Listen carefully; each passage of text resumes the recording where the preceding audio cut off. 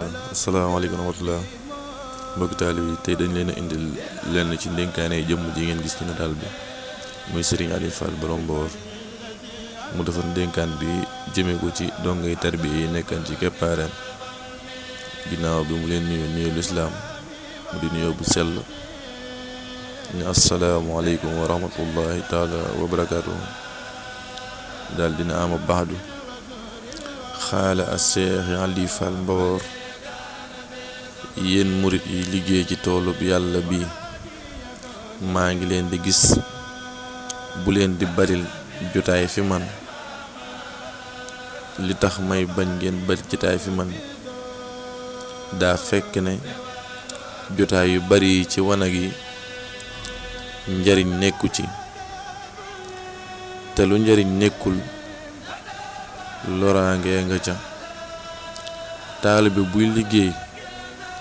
dafay jëme yitteem ci ab liggéeyam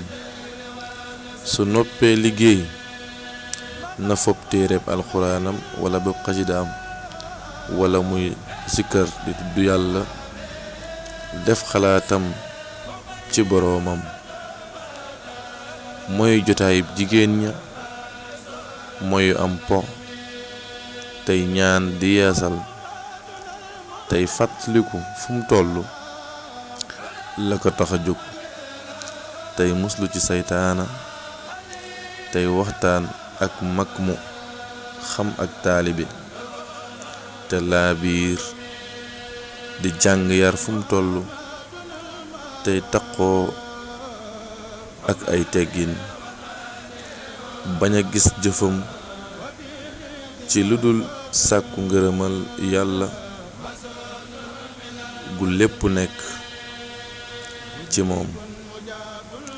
te bañ a yaafus bañ a yokkat tey bànneexoo ndigal mu ne ndigal du neex waaye topp ko ak bànneexoo ko ci ngay ame dara ci li ngay wut mu ne yéeni tamit bu leen nax seen bopp futtiku leen te ñeme ko soobu leen géejug muñ ndagam bëgg ngeen a jàpp jënu ngëneel ya dee leen baril lu ngeen di zikkar dina taxa jege yàlla dina dàq lëndamu xol di ci def leer dina musle ci saytaane muñ metti na waaye ku muñ muuñ sàkkoot metti na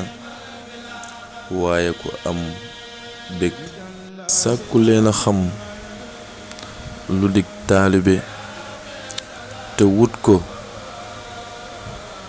donte dangeen di laaj ngir xam bu leen ree laaj ku leen gën a xam ak taalibe ndax yàggu ci taxu ko xam juddu ceet taxul ko am te yàlla kenn du ko am ci ay nooflaay ci ab nooflaay wala bànneex bala ko kenn am xam la ko may daal di yamale fii ndénkaan bi ok wasalaamaaleykum wa rahmatullah kon mbokk yi lii moo doon ndénkaane Serigne Aliou Fall Mboor bi jëman ci dongay taalibe yi te maam dongay tarbiya bi te mbokki taalibe yëpp mën cee jariñoo ndax lu njëriñ lu yaatoo yaatu la wax dëgg yàlla ñun ñu xam ba xëy na dañuy xëñtu ak taalibe saa su ne ñu gën ci te góorgóor di ko bàyyi xel